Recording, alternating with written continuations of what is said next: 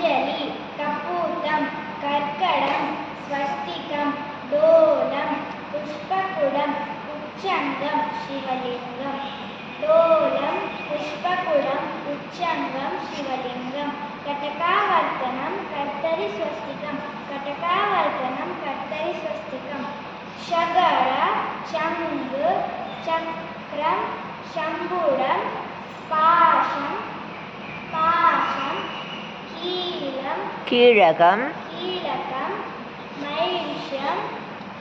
मल्श्यं right hand ऊपर मल्श्यं कूर्मं वराहं right hand ऊपर वराहं